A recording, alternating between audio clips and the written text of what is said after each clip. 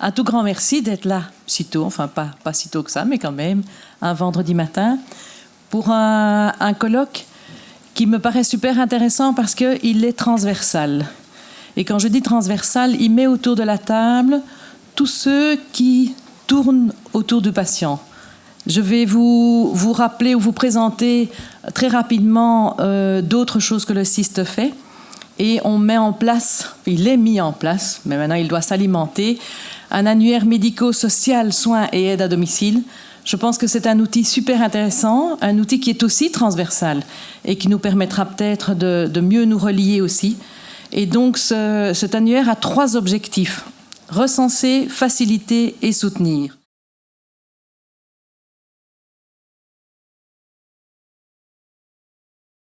D'où vient cette idée saugrenue que finalement, pour amener les gens à un comportement, il faudrait non pas un discours très rationnel, mais plutôt un discours émotionnel. Fumer, on sait pertinemment que c'est nocif. Alors maintenant, si on en arrive à l'hygiène corporelle, eh bien, on sait évidemment pertinemment que sur nos mains, il y a des microbes, que ces microbes, c'est pas bon, et que quand après on se gratte la dent, et que ça va provoquer des inflammations des gencives, etc., parce qu'on a plein de crasse sur les mains, et que donc non seulement il faut se brosser les dents, mais qu'il faut se laver les mains. Alors moi c'est vrai que je ne suis pas au contact du terrain avec par exemple des SDF, donc c'est difficile à en parler, mais je peux imaginer. Et donc la question que je vous renvoie, c'est est-ce que aller leur répéter ça, leur donner une petite brochure leur expliquant qu'il faut se laver les mains, est-ce que c'est très utile? Eh bien moi, en fait, je pense que, je ne dis pas que c'est inutile, je pense que ce n'est pas suffisant à changer le comportement, et je vais essayer de vous expliquer pourquoi. Il y a malheureusement assez peu de relations entre ce qu'on pourrait appeler une attitude, je sais ce qu'il faut faire et je pense que je devrais faire ça, et le comportement. C'est-à-dire que continuer à penser que c'est en expliquant qu'on va faire de la prévention efficace, eh bien malheureusement, c'est assez peu le cas. C'est notre cerveau émotionnel qui prend des décisions. Et quand vous avez des atteintes au cerveau émotionnel, dans la vie de tous les jours, vous avez des troubles décisionnels. Que fait réellement une aide à domicile à la maison, une aide familiale à la maison? Donc elle intervient non seulement sur le plan individuel, mais également sur le plan collectif. Donc ça veut dire qu'elle intervient au niveau de la personne aidée, donc du bénéficiaire, mais également au niveau de la famille, de l'entourage, des voisins. Elle travaille en réseau, en partenariat avec le médecin, les infirmières, tout le réseau social qui encadre le domicile. Oh là là, c'est dégoûtant, il y a encore plein de litières partout. Mais combien vous avez de chats, Madame Pinson? C'est eux qui vous mettent tout ce bazar? Mais qu'est-ce que vous faites chez moi, vous? Oh, bah, je vous ai pas sonné? Madame Pinson, c'est Hélène, vous me reconnaissez? Je viens chez vous tous les lundis, mercredis et vendredis depuis 6 semaines. C'est vous qui m'avez volé mon pull bleu? Je vous reconnais? Alors là, cette fois-ci, je vais appeler les flics, Mais enfin, parce que- Madame Pinson, ne dites pas n'importe quoi. Je suis pas une voleuse. Je voulais laver votre pull bleu, tenez. Il sèche dans la salle de bain. Le voilà. Ça lui a pas fait de mal d'être un peu savonné, celui-là. Non, c'est pas lui. Oh, alors là, quand même, je connais mes affaires. Non, mais elle est pas encore toute chamboulée. Mais qu'est-ce qu'elle me fait? Voleuse! La polyvalence, la faculté d'adaptation, le territoire du bénéficiaire et comment le travail en réseau et en partenariat, je pense que c'est vraiment des valeurs et des façons de faire que nous partageons et que j'espère nous allons partager de plus en plus.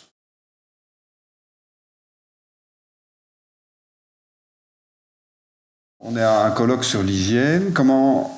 On a parlé qu'effectivement le rôle de l'aide familiale maintenant est beaucoup plus large que simplement du nettoyage. Mais est-ce qu'on peut dire que ça reste quelque part la base du travail et que c'est à partir de là que vous travaillez? Ou bien que c'est même ça, c'est une vision un petit peu réductrice que moi j'aurais? Qu'est-ce que vous en pensez?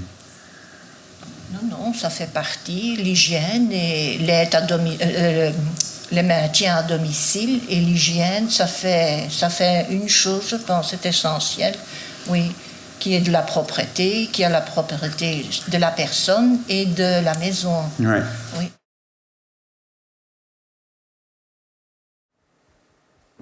J'entre. Et je vais observer les faits sans évaluer, c'est-à-dire sans juger. J'observe que l'appartement sent le renfermer, que les fenêtres sont bloquées par des piles d'objets et que la litière de chat est renversée partout sur le sol. Vous êtes d'accord avec moi, Madame Pinson? Bah oui, bah, c'est comme ça, c'est chez moi. Quand une personne décède, qu'est-ce qu'on met en place pour, ou en tout cas être dans un processus de déclin profond, qu'est-ce qu'on va mettre en place pour soutenir l'aide familiale, pour pouvoir faire son deuil? C'est plutôt là que ça se joue principalement. Après, le lien il est inévitable. Je veux dire, je ne vois pas très bien comment on peut éviter le lien. Maintenant, les pratiques dans les autres services, je ne sais pas comment ça se passe, mais chez nous, en tout cas, on ne va pas arrêter une aide avec une aide familiale si ça se passe bien. Et c'est là que moi je reconnais aussi un petit peu le lien avec notre travail à nous. On commence par l'hygiène, on commence par du nettoyage, et puis on tout arrive doucement, on gagne confiance, on installe une confiance, ils apprennent à nous connaître. Donc, de ce fait-là, ça fait aussi qu'ils ont l'impression qu'ils peuvent se lancer en nous connaissant mieux, en apprenant le caractère, en étant très indulgents aussi, parce qu'en ne les obligeant pas, en proposant d'abord, on fait un petit pas par petit pas comme ça. Okay. Et si le bénéficiaire vous dit des choses, par exemple, mais non, il ne faut pas faire ça, et vous trouvez que ce serait quand même nécessaire de prendre un bain, de Comme changer ma collègue les le dit choses. très bien, on est là pour 3h30, on n'est pas là pour s'asseoir non plus. On s'organise avec le bénéficiaire en disant, voilà, par exemple, j'ai des courses à faire. Moi, j'ai une bénéficiaire, je vais donner un exemple, j'ai une bénéficiaire, elle n'a pas les moyens pour aller chez un coiffeur, donc dès que j'arrive le mercredi, elle a pris sa douche et elle m'attend avec ses cheveux mouillés. Donc moi, la première des choses que je fais le matin, c'est de faire la coiffeuse, alors que je ne suis pas coiffeuse. Je fais son brushing. Et pour moi, c'est plus important, ça c'est la première des choses, qu'elle soit bien dans sa peau. Donc on fait son brushing et puis j'ai 1h30 pour faire l'entretien. Puisque nous sommes d'accord sur ces observations, laissez-moi exprimer mon sentiment. Ouais. Je suis déçue que vous n'ayez pas aéré votre appartement comme je vous l'avais demandé la dernière fois. Et je suis contrariée quand je vois de la litière étendue partout sur le sol. Mais faut pas vous mettre dans tous vos états, ma petite cocotte, pour un peu de bazar. Le fait qu'une aide familiale ne travaille pas dans une institution, mais sur le territoire de la personne, ce qui définit terriblement la manière dont nous devons approcher le bénéficiaire. Nous ne pouvons pas l'approcher comme s'il était en institution. On doit vraiment l'approcher sur son territoire, avec son mode de vie, avec son parcours de vie, et pas comme si c'était une personne en institution où finalement on est sur le territoire du directeur de l'institution. Et donc il y a un compromis chaque fois qui est fait. Oui, il faut... Oui. Mais ce compromis, je dois dire, ça j'aime encore bien, que je peux faire ça avec eux, mettre un compromis, parce que je les attire dans le projet. Donc ça j'aime encore bien, je dois dire. Et justement, vous les attirez dans le projet, peut-être vous pouvez nous en dire plus, parce que nous essayons tous d'attirer nos patients dans notre projet. Laissez-moi exprimer mon besoin. J'accorde de l'importance à l'hygiène et à la santé. Et je suis découragée quand je vois la saleté chez vous, le désordre, parce que je veux que vous soyez dans de bonnes conditions et j'aspire à de la considération pour le travail que je fais. D'accord, c'est tout de suite beaucoup plus clair. La santé est un état de complet bien-être physique, mental et social. L'aide familiale travaille très clairement sur tous ces axes. Je suis quand même impressionné par le fait que vous allez seul à domicile. Personnellement, je n'aime pas trop, je le dis honnêtement, je n'aime pas trop de travailler en équipe chez la personne seule. Je vais vous dire pourquoi. Parce qu'une fois qu'on est à deux, on est là pour la personne et on a tendance à parler entre nous et la personne est un peu à l'écart. Et moi, j'aime bien d'être occupée avec la personne. C'est essentiel que je vienne pour elle ou pour lui. Ouais. Et vous, votre expérience de travailler seul, surtout que vous avez travaillé en institution, on n'est jamais seul, et puis là... J'avais un bénéficiaire qui avait 90 ans, qui avait un début d'Alzheimer, et j'étais là pour sa toilette, et lui, carrément, m'avait enfermé dans sa villa, et il avait caché les clés. Et là, je me suis dit, comment je vais faire pour sortir? Et je tournais autour de la table, parce que ce monsieur me courait après. Et il avait un regard qui est assez... J'avais vraiment eu peur à ce moment-là. C'était dans mes débuts de métier, et c'était dans un autre service. Et je me dis, mais comment je vais faire pour sortir de cette solution? Parce qu'il avait un regard, mais vraiment... Vraiment, j'ai cru qu'il allait me sauter dessus. Et je tournais autour de la table. Je dis, maintenant, stop. Je dis, soit vous m'ouvrez la porte, ou je ne reviens plus demain vous voir. Et là, j'ai vraiment... Non, je veux que vous reveniez. Vous avez de si beaux yeux. Vous me faites penser à ma femme. L'Europe était à feu et à sang. Et en fait, dans les familles, il y avait beaucoup de pères de famille qui ne sont pas revenus de la guerre. Beaucoup de femmes se sont retrouvées avec des enfants et il fallait les élever et les soutenir. Et c'est là que le métier d'aide familiale a été créé. Donc au départ, elle s'occupe beaucoup plus des familles. Au fur et à mesure des années et selon la pyramide des âges, en fait, elles se sont occupées des personnes handicapées, mais aussi des personnes âgées. Laissez-moi exprimer ma demande, toujours en communication non violente. Madame Pinson, seriez-vous d'accord pour aérer votre appartement au moins une fois par jour? Ouais. Et seriez-vous d'accord pour que l'aide ménagère vide la litière des chats si vous ne le faites pas? Oui, mais enfin, à condition qu'elle ne me chamboule pas tout, parce que moi j'en ai marre aussi qu'on prenne toutes mes affaires. Mais pourquoi dites-vous ça, Madame Pinson? C'est vous qui m'avez volé mon pull bleu. Mais enfin, ne vous reconnais, pas, je ne suis pas une voleuse. Stop! La communication non violente demande un peu d'entraînement. Allez, on efface tout et on recommence. Parce que moi je retrouve pas mon pull bleu. Madame Pinson, vous dites que j'ai volé votre pull bleu. Mais ça peut être que vous, puisqu'il a disparu. Madame Pinson, je suis contrariée quand vous parlez de moi comme d'une voleuse. Et moi alors?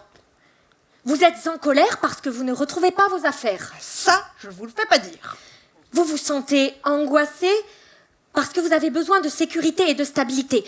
Mais moi, je suis contrariée quand vous parlez de moi comme d'une voleuse parce que je souhaite que nous établissions une relation de confiance l'une avec l'autre. Mais comment je peux avoir confiance, moi, si mes affaires, elles disparaissent tout le temps? J'ai une idée. Et si vous me donniez vous-même vos habits à laver? Je pourrais les faire sécher près de vous pour que vous soyez rassurés par leur présence. Marché conclu, ma petite cocotte.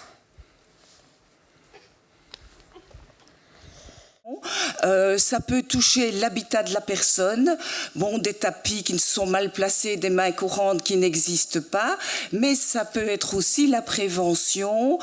Si l'aide familiale est là, elles vont vous l'expliquer très bien et mieux que moi. Quand elles vont régulièrement chez une personne, elles peuvent voir un comportement qui change chez la personne, et là, c'est un rôle important de l'aide familiale.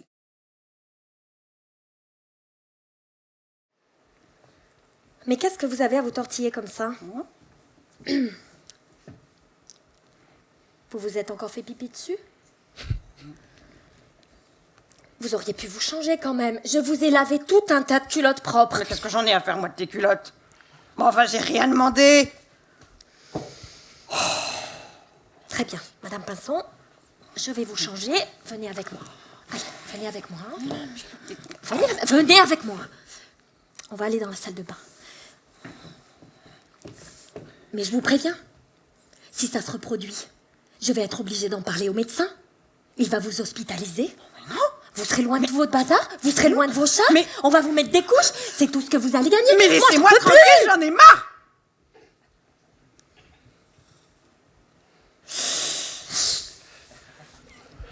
Il y a un truc qui va pas là.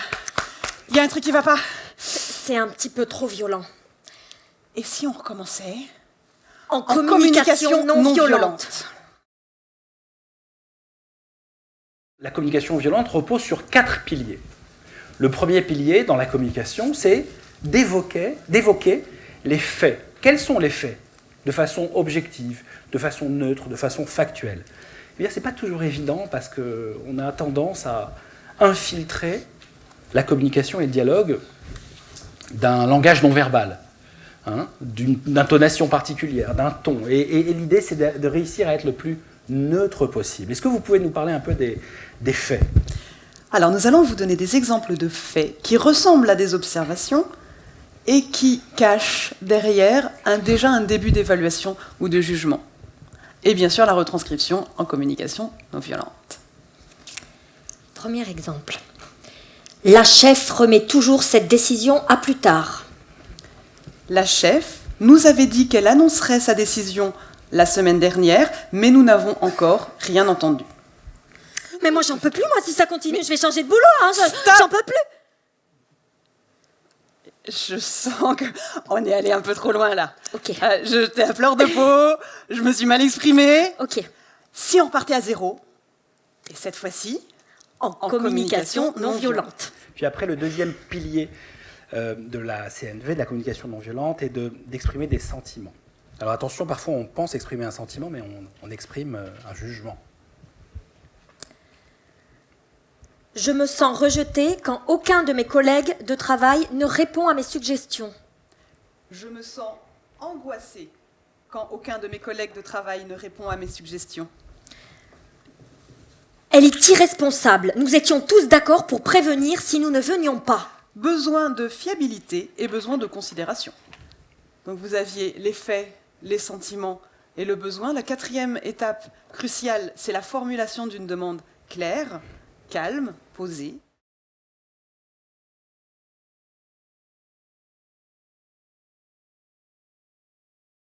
J'ai écrit ce livre, ça a été une longue aventure, une longue histoire, ça n'a pas été simple de trouver un éditeur. Et puis finalement, quand je pose la question, ce qui est très étrange, c'est quand je dis qui, dans sa vie personnelle ou professionnelle, a été confronté à cette situation.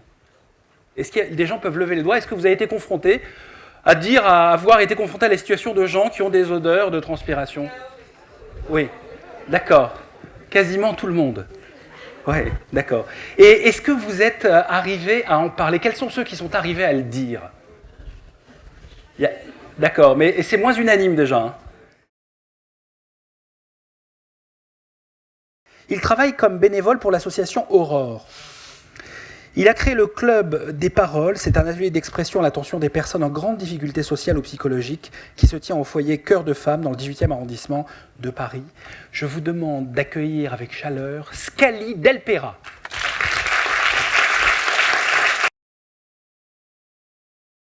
De Médéri a découlé Méditari. Oui, je suis venu vous parler de méditation.